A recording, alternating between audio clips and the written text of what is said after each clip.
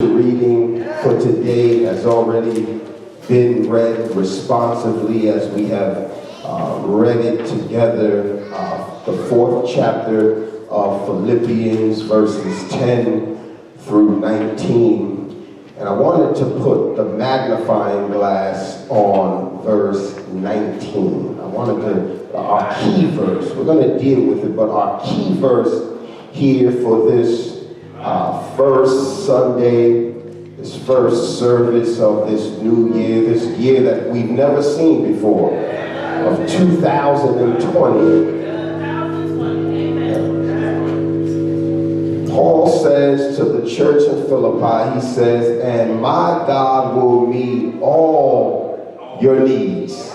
Not some, not most, not a little, but all your needs according to his glorious riches in Christ Jesus. I just want to talk to you for a few moments from the subject of God will supply your needs. Amen.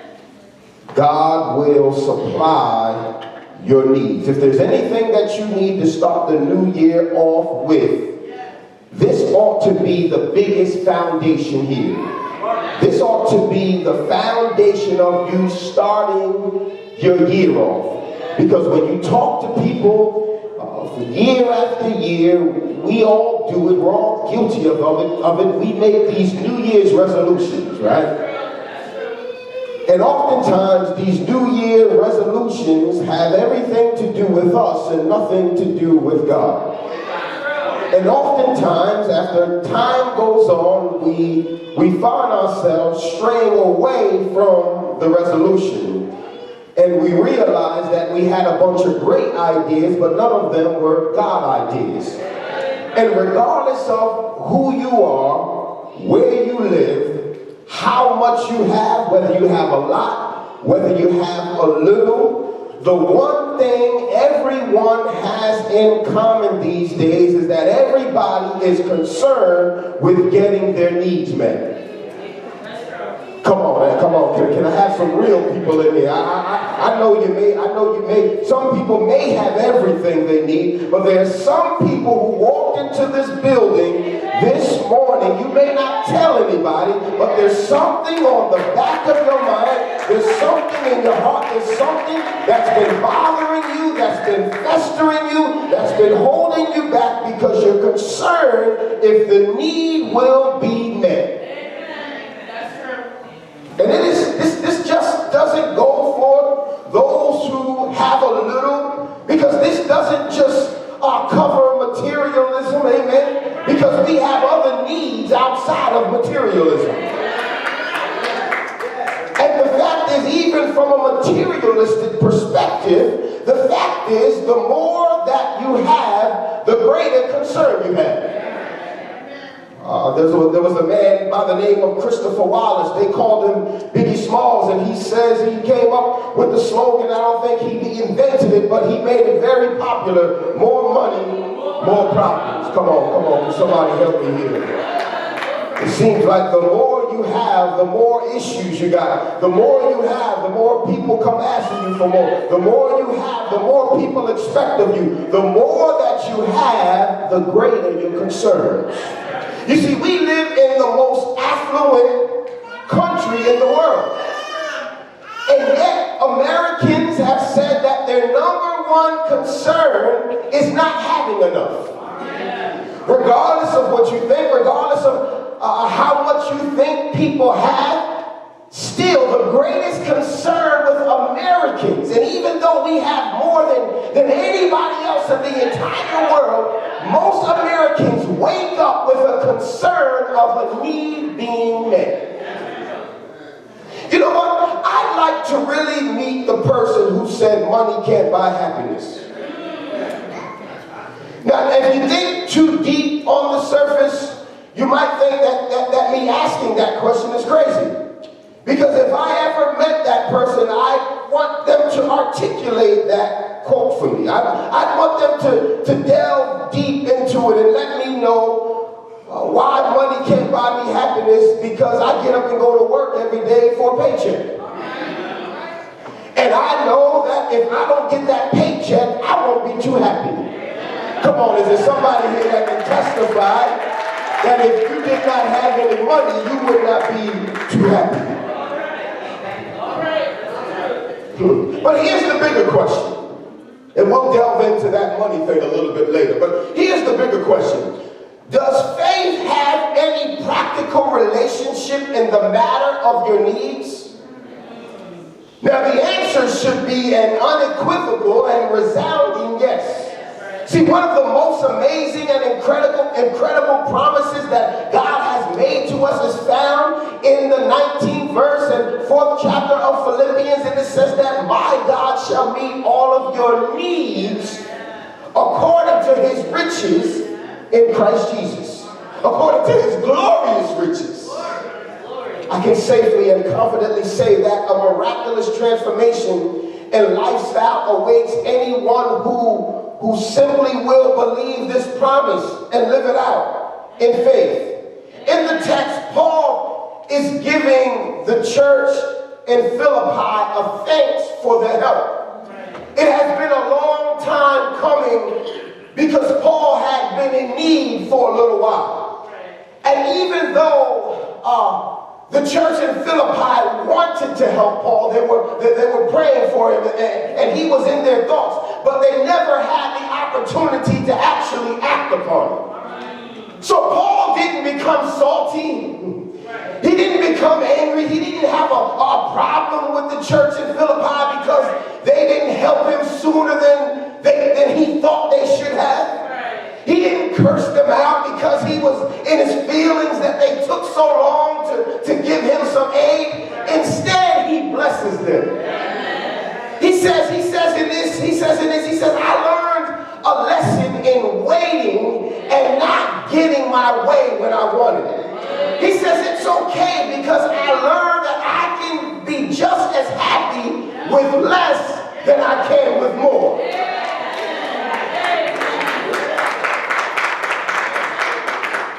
Now, to go back to the question, can money buy happiness? Yes, it can, but money can't keep happiness.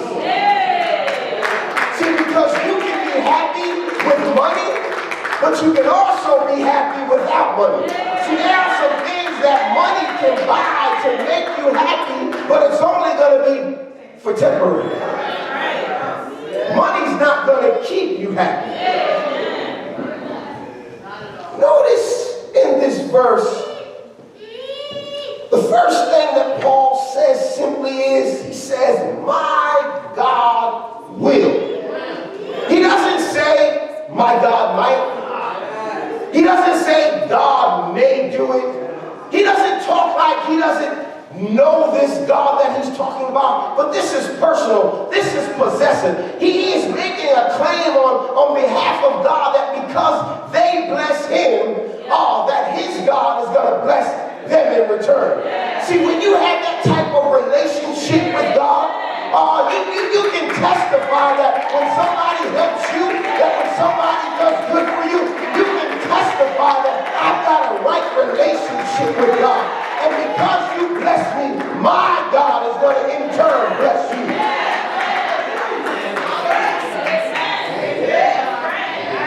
And there's another flip side to that, because a lot of times we try to take things in our own hands when we have issues and problems. That's why you ain't got to go around cussing people out. You ain't got to go around putting your hands on people because of the relationship that you have with God.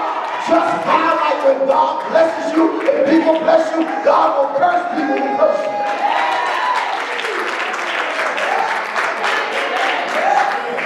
Mess with God's people if you want to, because I'm a living witness that you can just cross your arms and you can sit back and you can drink your Kool-Aid. You ain't got to worry about it. You ain't got to take care of it. God is going to bless those who bless you, and God is going to curse those who curse you.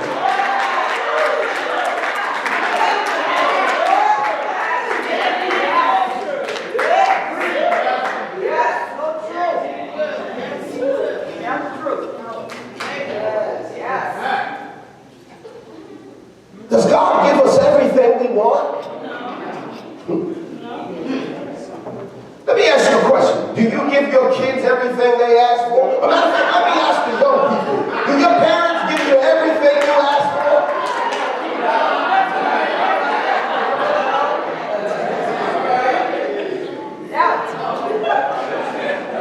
Because we know that if we give our kids everything they ask for, they would become the biggest brats. They would become the biggest losers. They would just be spoiled and rotten, and they won't want to do anything for themselves. And the moment that you tell them no, you'll be the worst person.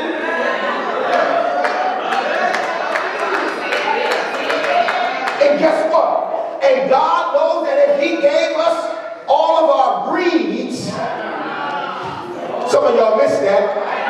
He said, I'm going to give you all of your needs, not all of your greeds. Because if God gave us all of our greeds, we would become the biggest brats, and we would be so used to God spoiling us so much, and the moment that God would tell us no, we would curse Him.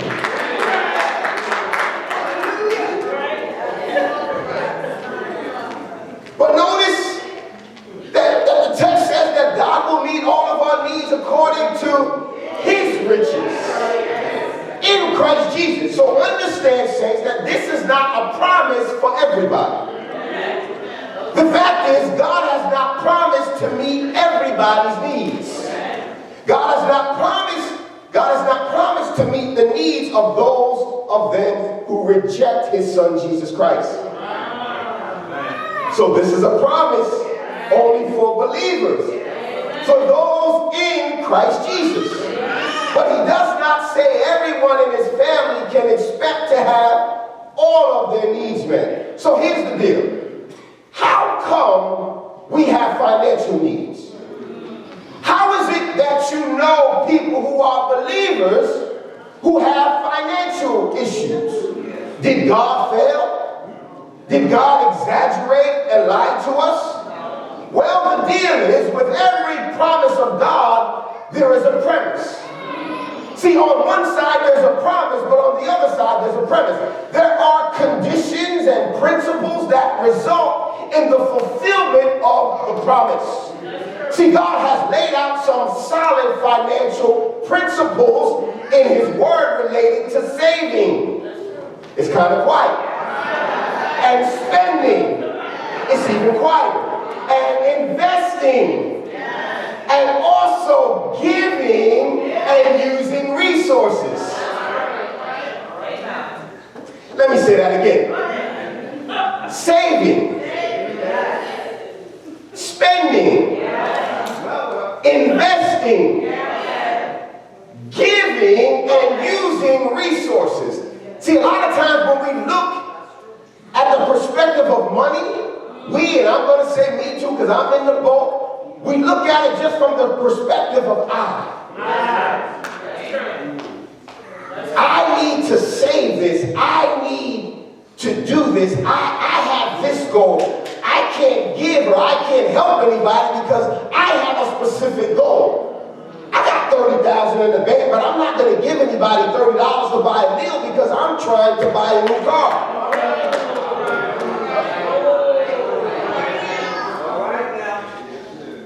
Now understand, we are not supposed to be stupid with our money. We're supposed to be good stewards, but we are not supposed to be so stingy that we cannot help somebody else who is in need if we have it.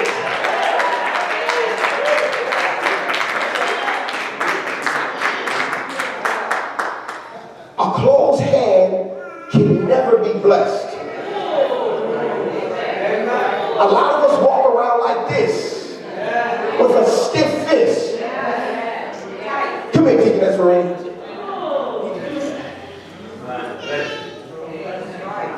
Try to put something in my hand. No matter how hard you try to put it in there, no matter what you have, you can take a hammer. And some folk are that tight that they'd rather have their hand broken than open it up and let somebody else be blessed. But at the same time, while you're opening your hand and blessing somebody else, God is going to put another blessing.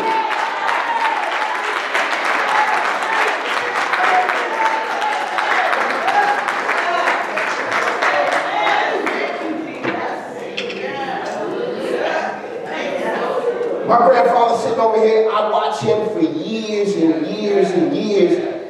I never could really understand it. How this man would just help people. People come into his establishment and he just give them money. Knowing they're not going to pay him back. See, but he understood the principle that God will supply his needs. See, I don't have to worry about my needs because as long as I do what God tells me to do, then he's going to supply my needs.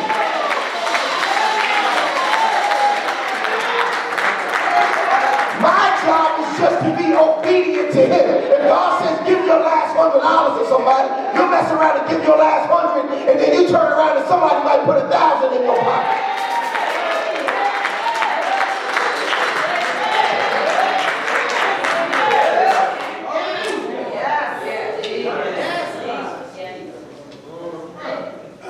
There's a few things I want to share with you, and I'm going to be out of your way. A couple things right here. God will supply your every need, number one, if you ask him. See, a lot of times, we don't have our needs supplied when we need help because we don't ask. A lot of times, we become so arrogant. We call it humility, but it's really arrogance. Because we get ourselves in situations where we need help or need help from God. We may need help from our neighbor, but we're too prideful and too arrogant. We call it humility, but it's false humility. Because we don't want to let people know that we're in need. James 4:2 says, you want something, but you don't get it. You kill and covet, but you cannot have what you want. You quarrel and fight.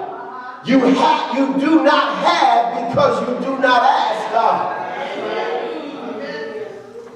That's a pretty clear statement, isn't it? You see, you got to understand that God's storehouse is never closed.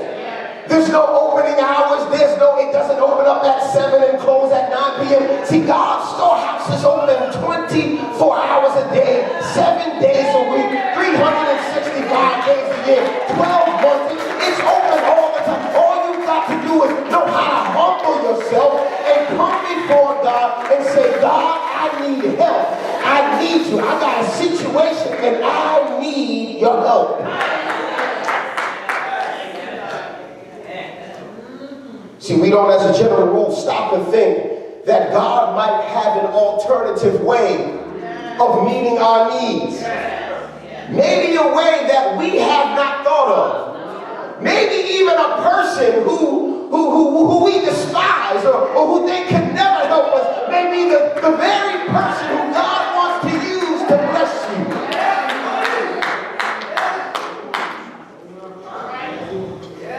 Can I ask you this? The last time you needed a car, a bill paid, a mortgage payment paid, a credit card bill to pay, whatever the need was, did you ask God for it? Or did you just tell God what the problem was? See, I'm absolutely sure that many people are in trouble financially for a couple of reasons. Number one, they didn't pray asking God for wisdom in their purchases.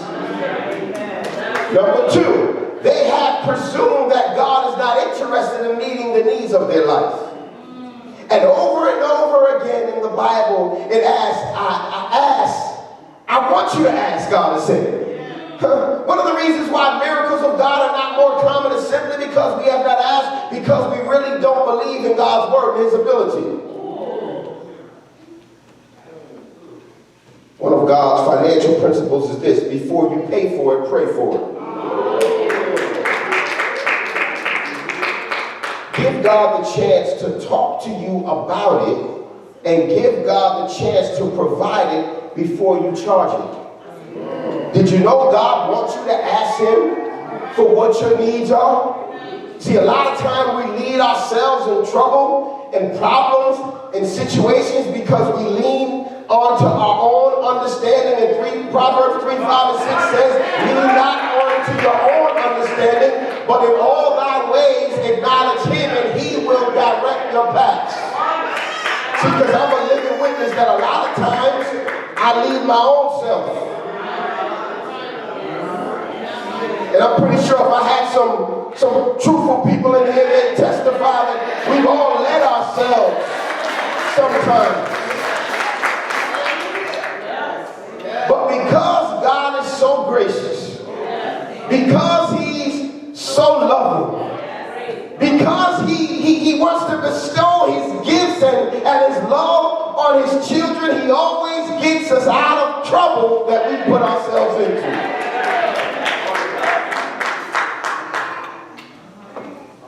Why does God want you to ask him? He wants you to ask him so he can give it to you. Why does God want to give it to you? So you can receive it. Why does God want you to receive it? So that you will be full of joy. Why does he want you to be full of joy? God wants to invest in you so that you can be a great advertisement for him. God doesn't want us walking around depressed and broke and beat down and bruised. God wants us happy. God wants us joyful. God wants us prosperous so that we can be a living testimony to testify that my God did this for me. My God healed me. My God brought me out of depression. My God took care of me. It was my God.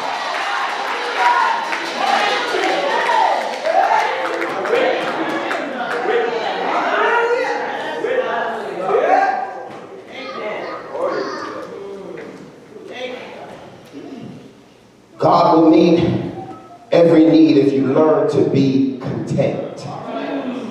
Number 2, this is very important. Extremely important. God will meet your need if you learn to be content.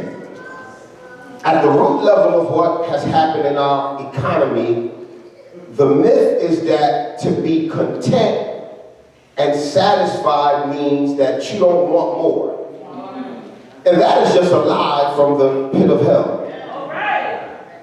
See, just because you are content, being content means that I'm thankful for what I have. See, a lot of times when we're not content, what happens is when we're not content, we are not thankful to God for what he's doing for us in the now.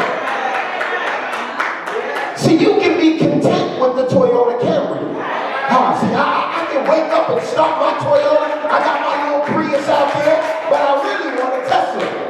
See, I got a little Lexus hybrid, but I really want a Tesla. But every day that God allows me to get into that car, I still thank him that I'm able to get into the little Lexus. See, I'm still thankful. I'm not saying, God, this ain't what I want. God, I'm rejecting this. No, I'm content with what I have now, but I'm still not satisfied. Because one day I'm going to get that Tesla. But until I get the Tesla, I'm still going to lift my hands up and give God thanks for what I got right now.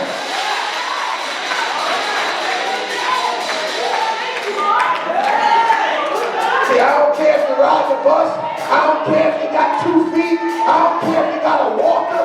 Just be thankful to God for what you got now and just continue to thank him. And I promise you that God will make a way out of no way and he will supply all of your needs.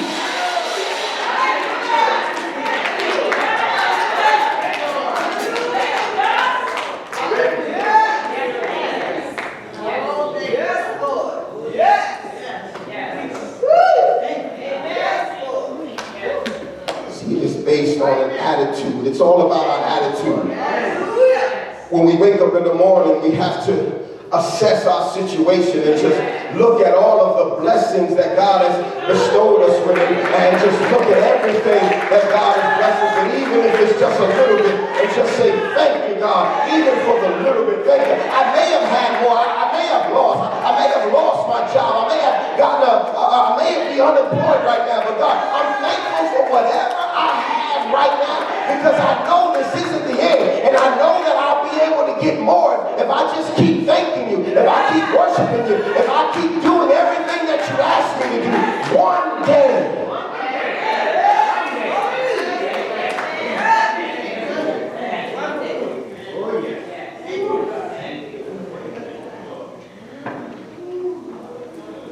We have to learn to be content. See, we are not born content. See, being content takes learning experiences. See, being content has to take some experiences for you to be on the mountaintop. And then you got to take a fall. See, people that have been through some stuff can learn to be content. See, when you've been on the mountain for a while, and then God allows you to be lonely, to be humble, to have humility,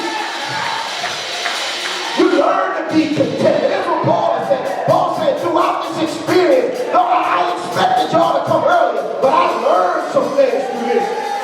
Paul said, this was good for me. It was good for me to sit around and have a need. It was good for me to sit around and not be able to eat shrimps and lobsters. See, sometimes it's good to eat a peanut butter and jelly sandwich. Sometimes it's good to eat some tuna fish. See, sometimes it's good to have some sugar water. Sometimes it's good to be humble. Sometimes it's good to have less. See, because less builds your character to be content.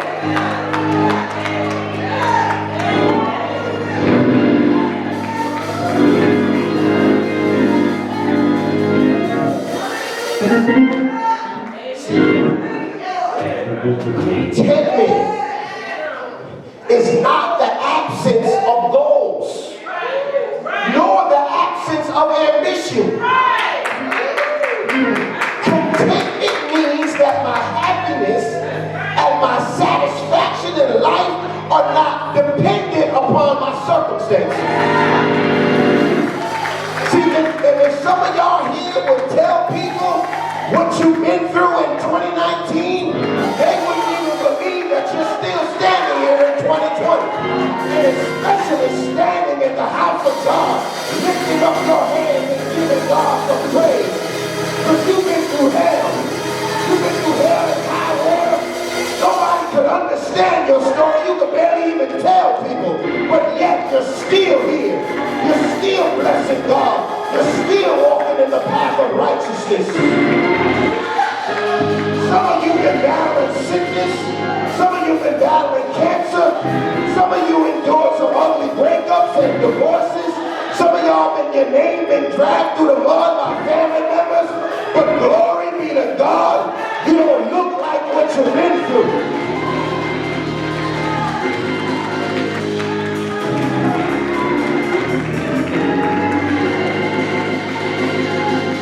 Thank God you didn't get caught up in the when and then and thinking when I get such and such, then I'll be happy.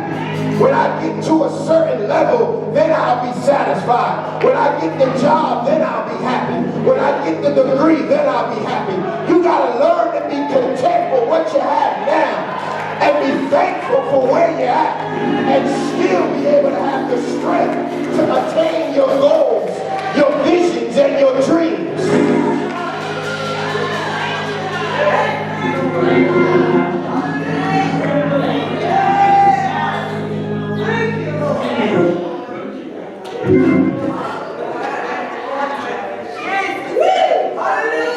Paul says, listen to what he says. He says, while I was waiting for y'all, while I was sitting here in need, and I know in your hearts you wanted to help me, but it didn't happen, but I've learned through this experience to be content with whatever the circumstances. He says, I know what it is to be in need, and I know what it is to have plenty. He says, I've learned the secret. See, being content is a secret. See, not everybody knows this is an inside job. I've learned the secret of being content in any and every situation. Whether well-fed or hungry, whether living in plenty or want. Do you know what causes discontentment? Notice Paul only looked at his circumstance. The biggest cause of discontentment, and we are living in the toughest time of this because of social media because of Facebook and Instagram, and we can see the highlight reels of everybody's life. The biggest cause of discontentment is comparing your life to somebody else's.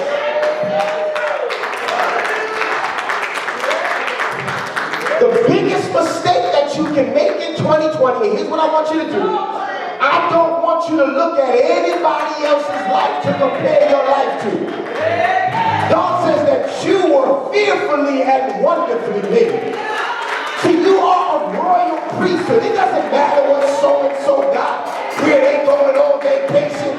Focus on what God is doing with you. Don't compare your life to somebody else's life. See, because, watch this, what people put on the internet isn't really their life. They only put the good parts. They don't put the arguments. They don't put the bad deals. They don't put the times when they were broke. They only put the good times. They never put the bad times. So while you scrolling and you looking, you think, oh, sister so-and-so life is perfect. No, her life ain't perfect. She's just showing you the good parts.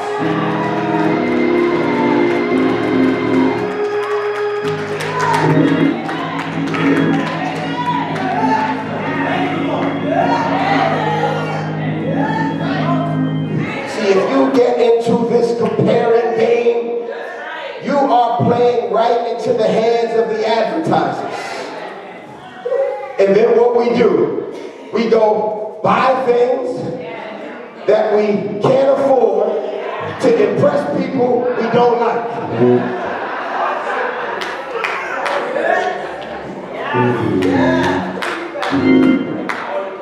Only to be at the top for 6 months, to be knocked off by the guy down the street because his car is 6 months newer than yours and has one LED light more in his headlight.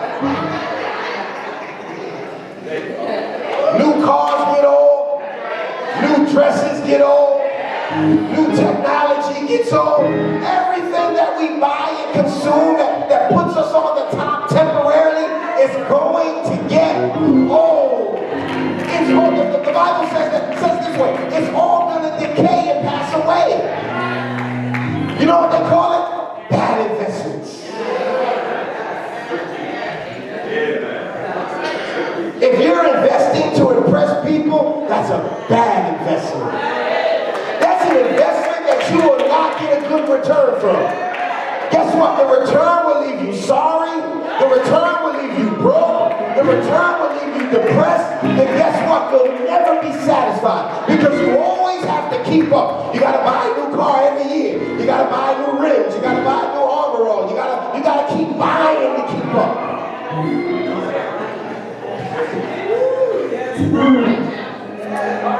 And we get drawn into the trap of comparing, and then we become discontent with what God has given us and blessed us with, and essentially what that is saying is, God, I'm grateful for what you're doing for me.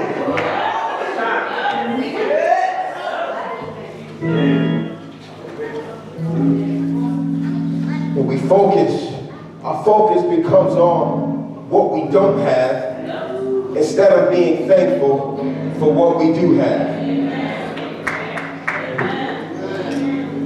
Last and final point,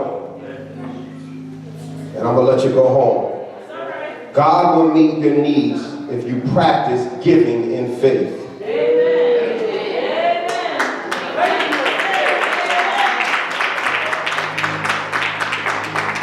Understand that generosity is a huge thing with God. In fact, he says we really don't live by this principle. We say it, but we don't really believe it, that giving is actually better than receiving. Giving is better than receiving. And the best cure there is for breaking the hold of discontentment is giving. Watch this. This principle is called the law of harvest. 2 Corinthians chapter 9, verses 6 through 8, it says, remember this, whoever sows sparingly will also reap sparingly. Y'all believe the Bible, right? This is not what thus saith Pastor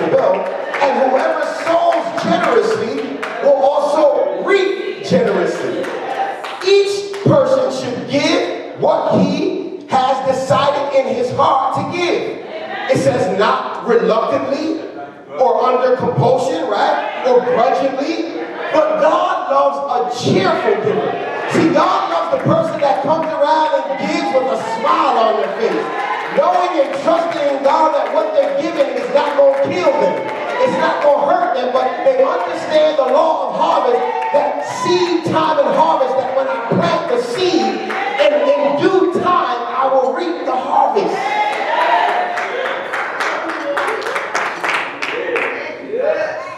See, this is a universal promise, and it applies to every area of our lives. If you sow criticism, you're going to reap criticism. If you sow kindness, you're going to reap kindness. If you sow forgiveness, you are going to reap forgiveness. If you sow energy, energy is going to come back to you. The principle is this: when you have a need, then sow a need. Whatever you need more of, give more of. I know that doesn't make sense though, Pastor. It doesn't make sense. I know, because God's ways are not our ways, and God doesn't think like we think. Whatever you need more of, give more of it. If you feel lonely and you need more love, give more love. Whatever you need more of, begin to give it away. Go out and find some way to plant some seeds, because seeds always reproduce more than what has been planted. Say, Pastor, I'm still not getting it. It still doesn't make sense. It still doesn't click. What do you mean? If I give away, that means I'm going to have even less than what I have right now. Understand, God's number one characteristic is that he is a giver, but not only is he a giver, but he deals in mathematics in multiplication. Whatever you give, God will multiply. He's not into division or subtracting. God is into, his number one subject in mathematics is multiplication. I know it's a simple term. The Bible says, for God so loved the world that he gave, not only did he give, but he gave all he had. He gave his only. He didn't have 3 sons and gave 1. He didn't have 2 sons and gave 1. It said he gave his only. See, we like to say, God, when all my needs are met, then I'll give away. God says, when you give away, then all your needs will be met. Why? Because it requires faith. That is the only thing God responds to. God doesn't respond to just your situation. He's going to respond to your faith. Honor the Lord by giving him the first part of all of what you have, and he will fill your barns. Because we honor him, we don't ever give God the leftovers. We give him the first fruit. We give him first because he has told us that his very name is Jehovah Jireh. That means he's our provider. God is sufficient. He's a provision. He supplies our needs. See, plants don't worry. Animals don't worry. The birds don't worry. The fish don't worry. Why? Because they all trust the Creator who created them. He has an untarnished record with the fish of the sea, and the fowl of the air, and the animals that creepeth upon the earth. You don't never hear them walking around complaining. You don't never hear them walking around begging for food. See, God wants us to trust him with everything. The question is, what is our ultimate security? Is money your security? Is your black card in your wallet your security? Is your house your security? Is your car your security? Is your bank account your security? Is your life insurance your security? But understand that in order to get life insurance, you got to pay. You can buy whole life insurance, but to have eternal life insurance, you have to trust. I mean, folks, if God loved you enough to send his only one son to die in the place of you, Don't you think that he could supply all of your needs? God had already solved your biggest problem. And he met the biggest need of each and every one of us. Because we were born in sin. Are you going to believe God for what he says he will do? So really the choice is ours. As to whatever you want God to assume the responsibility of meeting the need, you can keep trying to do it on your own, or you can lay your life down at the altar. Lay it all down to him. Bring it all to him. And realize that he already knows before you even ask him. Lay it all to him. Be honest with him. Let him know what you need and trust and believe that God will meet all of your needs according to his riches and glories in Christ Jesus. He clearly laid it out for us in 2019. And best believe if you keep your faith in your hand in God's hand, that he'll supply all your needs in 2020.